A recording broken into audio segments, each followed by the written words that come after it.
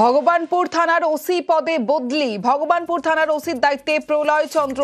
OC Shahin শাহকে নন্দীগ্রাম থানায় বদলি করা হয়েছে। ছিলেন শাহিন শাহ, এখন ওসি হলেন প্রলয় চন্দ্র।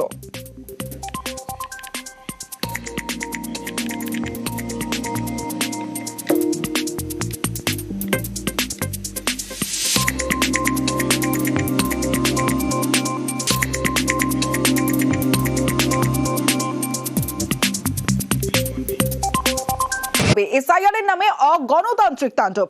এসআইআর অবিলম্বে স্থগিত রাখার দাবি মুখ্যমন্ত্রী মমতা বন্দ্যোপাধ্যায়ের। মুখ্য নির্বাচন কমিশনারকে ফের চিঠি দিয়েছেন মুখ্যমন্ত্রী মমতা বন্দ্যোপাধ্যায়।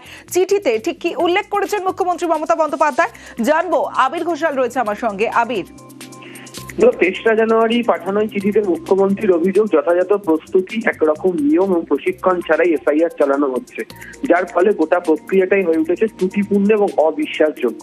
কমিশনের নির্দেশ বারবার ধরে বদলাচ্ছে, কখনো হোয়াটসঅ্যাপ বা মেসেজে নির্দেশ দেওয়া হচ্ছে যার কোনো লিখিত নোটিফিকেশন বা আইনি ভিত্তি নেই।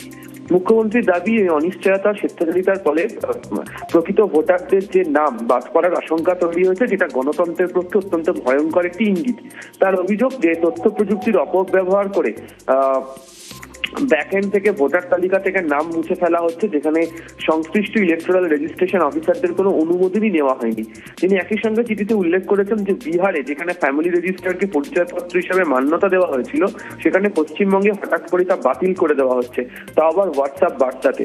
একইভাবে রাজ্য সরকারের জারি করা ডোমিসাইল বা পার্মানেন্ট রেসিডেন্স সার্টিফিকেটকে অগ্রাহ্য করা হচ্ছে বলে অভিযোগ। তার সব থেকে গুরুতর অভিযোগ, শুনানির নামে ভোটারদেরকে হয়রানি করা হচ্ছে। বহু ভোটারকে কেন শুনানিতে ডাকা হচ্ছে সেই ভোটাররা জানেন না। এমনকি তাদের বাড়ি থেকে 20 থেকে 25 কিলোমিটার দূরে শুনানি কেন্দ্রে হাজির হতে হচ্ছে বৃদ্ধ, অসুস্থ সাধারণ মানুষকে। এমনকি তারা যে নথি জমা দিচ্ছেন তার কোনো রসিদ বা প্রমাণ মিলছে না। এছাড়া রাজ্যের প্রস্তাবিত প্যানেল উপেক্ষা করে অবজারভারদের নিয়োগ, প্রশিক্ষণহীন মাইক্রো অবজারভারদের দায়িত্ব দেওয়া এবং শুনানির সময় যারা বুথ লেভেল এজেন্ট রয়েছেন তাদেরকে প্রবেশের অধিকার দেওয়া হচ্ছে না, এ নিয়েও প্রশ্ন তুলছেন মুখ্যমন্ত্রী। সেটাই চিঠিতে জ্ঞানেশ কুমারকে তিনি উল্লেখ করে জানিয়েছেন। বেশ।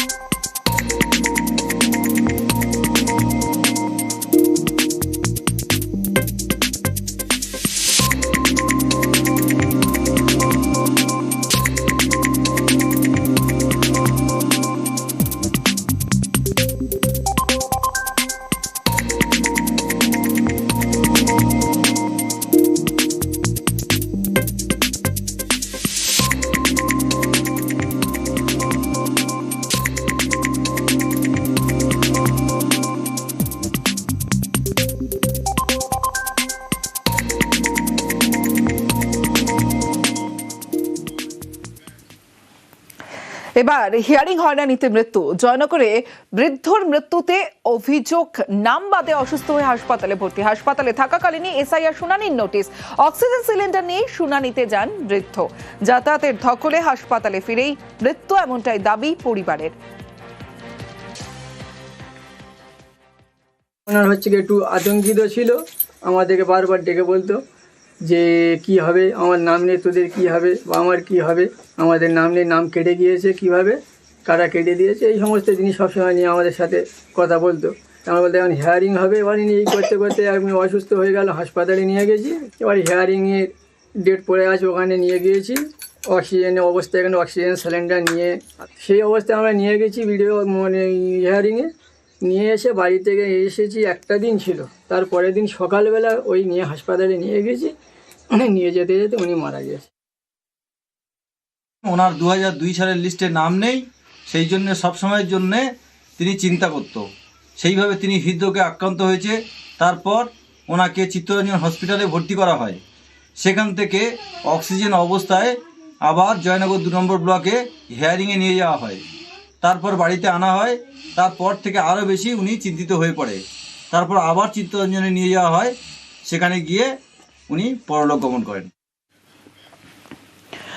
শুনানি আতঙ্কে হৃদরোগে আক্রান্ত হয়ে কোমায়। উত্তর 24 পরগনার ঘোলায় বৃদ্ধাকে এসআইআর শুনানি নোটিশ পেয়ে উদ্বেগ অশীতিপর অলকা বিশ্বাসের। হৃদরোগে আক্রান্ত হয়ে কোমায় ঘোলার বৃদ্ধা, কলকাতা মেডিকেলে চিকিৎসাধীন বৃদ্ধা। হেয়ারিং এর নোটিশ আসছে, নোটিশ আসার পরেই উনি মানে আতঙ্কে ছিল। উনি বলছিল বারবার যে আমার 2000 আগের কোনো ডকুমেন্টস আছে কি খোঁজাখুঁজি করতে করতে মেয়ে আর উনি আলোচনা করতে উনি জায়গায় ওখানে হার্ট অ্যাটাক করেছে। হ্যাঁ, উনি আলোচনা করতেই উনি জায়গায় পড়ে গেছে একদম। তারপর ওনাকে নিয়ে এই যে হসপিটালে গেছে। হসপিটালে যাওয়ার পর তো ওখানে ভর্তি নিয়েছে, এখন উনি আশঙ্কাজনক আছে ওখানে। এই এসআই এর জন্য আমরা খুব আতঙ্কে আছি এখন।